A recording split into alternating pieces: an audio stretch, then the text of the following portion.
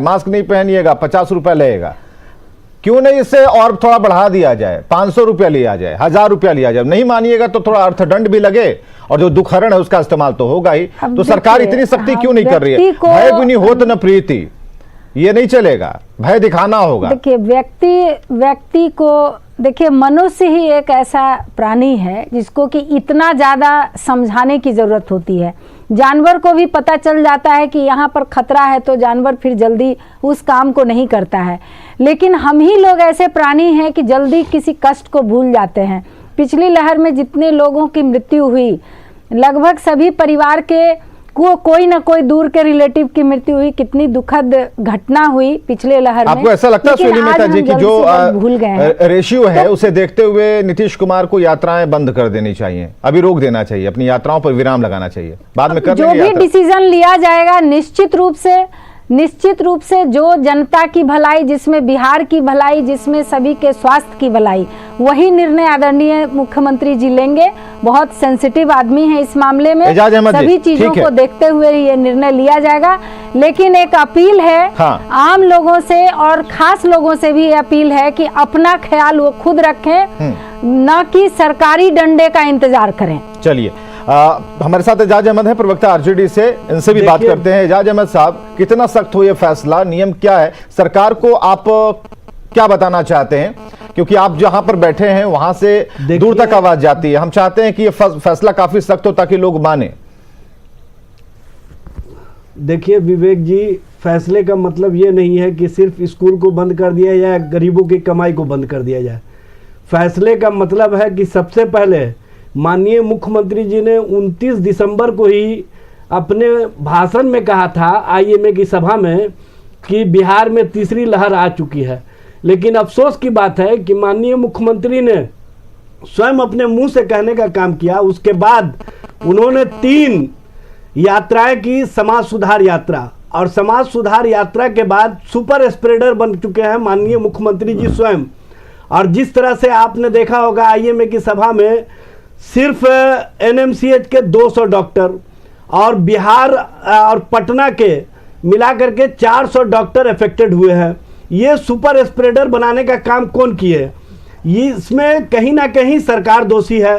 और सरकार के जो आलमपना है, जिस तरह से वो अपने मुंह दिखाई करने का काम कर रहे हैं हर जगह, और समाज सुधार के नाम पर समाज के लोगों को कहीं ना कहीं उनकी जिंदगियों के साथ खिलवाड़ किया जा रहा है, ये कहां तक उचित है? सबसे पहले तो सरकार को इसका जवाब देना चाहिए। सिर्फ जनता पर अर्थदंड लगा देने से या जनता पर सारी सख्ती कर देने से कोई मामले का हल नहीं हो सकता है। माननीय मुख्यमंत्री जी जब स्वयं मान चुके थे 29 दिसंबर को, तो आपको पता है कि इन 5 दिनों के अंदर में 260% मरीज बढ़े हैं बिहार में। इसके लिए कौन जिम्मेवार माना जाएगा?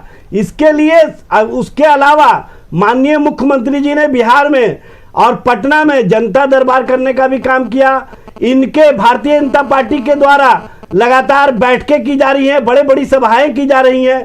ये स्पष्ट रूप से कहीं ना कहीं सुपर स्प्रेडर सरकार के माध्यम से बना जा रहा है। एजाज साहब, आपके खेमे से भी खबर आ रही है कि आपकी भी बस तैयार है, तेजस्वी भी यात्रा करने वाले हैं, तो क्या वो यात्रा रुक जाएगी? मेरी बस तैयार है, लेकिन अभी तक से मैंने घोषणा नहीं किया है। हम लोगों को पता था कि ये अपनी सभा का अंत होने से पहले कहीं ना कहीं राजनीतिक कारणों से और राजनीतिक आयोजनों को अपने हित में इस्तेमाल करने के लिए हमारे सभा को रोकने का ये कारण बनाएंगे। इसी बात का है, इसी तरह का राजनीति बात का है, लेकिन कोरोना तो जानता नहीं है ना इनकी राजनीति। आपने देखा होगा 2020 में भी इन्होंने अपने कार्यक्रमों को चलाने का काम किया। बिहार की जनता चाहती थी कि चुनाव का समय सीमा बढ़ा दिया जाए, लेकिन इन लोगों को जब रिपोर्ट मिल गया कि चुनाव में हम लोग फीडबैक अच्छा लेकर के आ सकते हैं, तो इन्होंने जबरदस्ती चुनाव कराने का काम किया। और चुनाव में किस तरह से धांधलियां की कोविड प्रोटोकॉल के नाम पर, ये सबको पता है। उसी तरह से उत्तर प्रदेश में भी माननीय सर्वोच्च न्यायालय ने कहा माननीय आरजेडी की तरफ से इलाहाबाद सवाल है कि इनका बीजेपी बस ने भी कई चले तो कार्यक्रम किए यही हैं। कहेंगे ये 5 राज्यों के कि चुनाव को इनका बस चले तो लगातार यही जारी कहेंगे रखे कि हुए हैं। सरकार ही कोरोना माननीय डब्बे में बंद प्रधानमंत्री करके लाती माननीय है और मेरे मुख्यमंत्री समय में उस डब्बे को खोल देती है। अरे एजाज अहमद साहब, बस चलेगा तो एजाज यही अहमद साहब, जब कहेंगे। कोरोना स्प्रेड कर ही रहा है, कम ये से पता कम है, तो अपने यात्राएं ऊपर तो सभी बंद हो जानी करें। चाहिए, चाहे मुख्यमंत्री की हो, चाहे फिर नेता प्रतिपक्ष की हो। आप लोगों ने तो शुरू नहीं की है, तो आप नहीं, ठीक है, आप तो डेट फ्लेक्सिबल कर सकते हैं ना। आपके लिए तो एक मौका है ना कि अगर केसेस बढ़ते हैं तो आप अपनी यात्राओं को रोक देंगे, तो अच्छी बात है ना। मौका नहीं है। हाँ, ये तो अच्छी बात है एजाज अहमद चाहता साहब। हूं कि बिहार का हित हो, हाँ। बिहार के गरीबों का हित का ख्याल रखा जाए। मुख्यमंत्री ने ऐसा क्या ना पता हो है, कि अभी गरीबों बैठक को होने वाली है अपना- कुछ देर के बाद। ये मुख्यमंत्री बोलो। हाँ, मुख्यमंत्री कुछ देर के बाद ये बैठक सड़कों करेंगे, पर उसमें ये भी हो जाएगा कि आगे करके यात्राएं लोगों को बंद हो करने के जाएंगी। लिए छोड़ दें। ठीक है, अरविंद सिंह इनका जी। मेडिकल सिस्टम पूरी तरह से अरविंद सिंह जी, फेल है। अरविंद सिंह जी, इनके कल की द्वारा तस्वीर अभी बहुत तक भयावह थी। बिहार बीजेपी में पता नहीं कितने लोगों को बिहार में कोरोना। पहले बंद प्लांट कराइए। नहीं लगाया गया, ठीक है, एजाज अहमद साहब, एक मिनट सबको रुकिए। पता है। एजाज अहमद साहब, हाँ अरविंद जी, देखिए एक बात मेरी इनको एजाज अहमद साहब रुकिए ना, आते हैं ना भाई। सुन लीजिए, एक तरफा इनको छोड़ दीजिए। रुकिए, नहीं अरविंद सिंह जी, हाँ क्या अपना जी? पक्ष रखिए अरविंद सिंह जी। देखिए, एजाज जी ने जो कहा, अभी मैंने पूरी बात सुनी। इन्होंने कहा कि गरीबों का काम चलता रहे। नहीं, इनका सवाल ये नहीं था। गरीबों सुनिए का अरविंद दुकान सिंह खुला जी, रहे। इनका सवाल है, जब आपको पता है कि मेरा ये कोरोना सवाल कोरोना नहीं है, इतनी तेजी अरविंद से जी। फैल रहा है, आप फिर तो उसको बीजेपी डाइवर्ट वालों को मत दिखाई कीजिए। नहीं दिया क्या? आप- बीजेपी वाले तो आप वहां पर सरकार सभा के कर रहे माध्यम थे। से- सरकार के आपके माध्यम हिसाब से सरकार के आपके माध्यम से हिसाब सभाएं एक कर रहे मिनट हैं, विवेक जी, यात्राएं कर रहे हैं। या तो आप पूछ लीजिए या तो ये पूछ लें। नहीं, एजाज आप अहमद एक साहब नहीं चीज पूछे, बताइए पूछो। कि सरकार नहीं, एजाज अहमद- गरीबों का दुकान, एजाज अहमद साहब, आप सरकारी चुप का, रहिए, हाँ। दुकान का ये सब बंद कर दिया जाए। नहीं तो आपने तो मीटिंग की ना।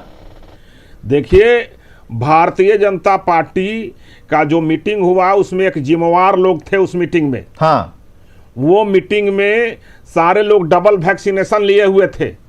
सारे लोग का सर्टिफिकेट चेक किया गया था।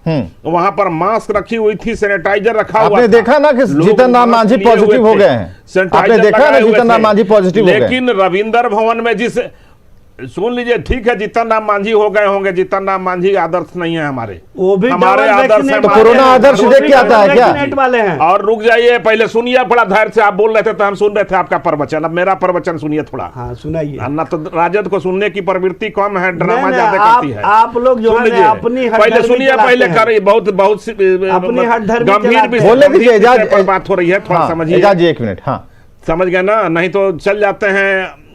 चलिए आंदोलन ट्रैक करने। पर आ जाइए अरविंद जी, ट्रैक पर आइए। हाँ, देखिए, ट्रैक पर मैं आ गया। ट्रैक ये है कि देखिए, अभी ये तृतीय चरण स्टार्ट हुआ है।